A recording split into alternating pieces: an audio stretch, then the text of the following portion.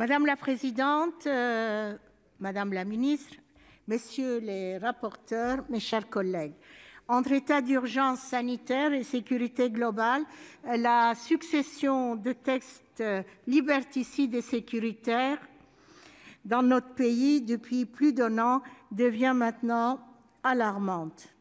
Nul doute sur le fait que cette CMP fut conclusive. Sans surprise sur ces sujets, le gouvernement, sa majorité, l'AREM et la droite sénatoriale sont à l'unisson réunis en ordre de marche ou dans les starting blocks de la course à l'extrême. Ce texte s'appelle désormais « Proposition de loi pour une sécurité globale préservant les libertés ». Comme ma collègue Mme Harribey, je me demande de quelle liberté s'agit-il.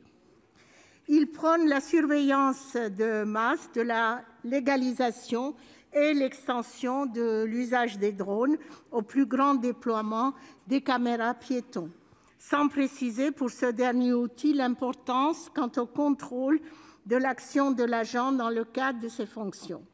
Il aurait été bien sûr judicieux d'inscrire dans la loi que cette technologie a pour but principal le renforcement de l'action de la justice et l'aboutissement des plaintes des victimes de violences commises par certains agents. Ce texte s'attaque à la liberté d'expression en limitant la dénonciation des actes répréhensibles des forces de l'ordre par son article 24. Pourtant, la Cour européenne des droits de l'homme le souligne, l'ingérence dans l'exercice du droit à la liberté d'expression doit répondre à un besoin social impérieux. Or, comme le relève l'avis de la Défenseure des droits, l'infraction initialement prévue n'était pas nécessaire à la protection des policiers et gendarmes. Malgré sa réécriture, la critique faite à cet article ne semble pas pour autant obsolète. Il porte également une atteinte disproportionnée à la liberté d'informer. Le nouveau délit de provocation à l'identification, une notion floue, ouvre la voie à des interprétations divergentes et arbitraires pouvant nuire au travail des journalistes. Ce sont ces images diffusées dans la presse qui ont permis de rendre publique, par exemple, l'affaire Benalla, n'en déplaise au gouvernement. Ce texte bride le droit de manifester parce qu'il crée un climat anxiogène autour des manifestations publiques.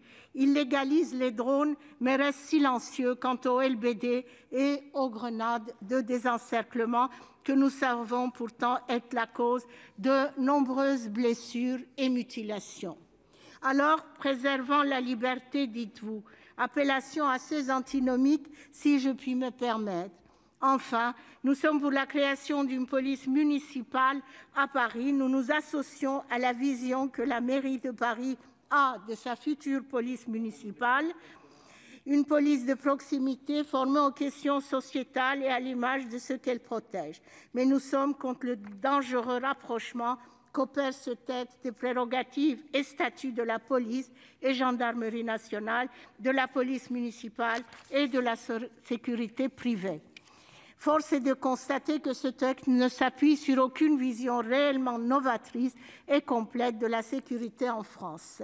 Il n'a, hélas, de global que le nom. Pour ces raisons, le groupe écologiste Solidarité et Territoires votera contre. Je vous remercie.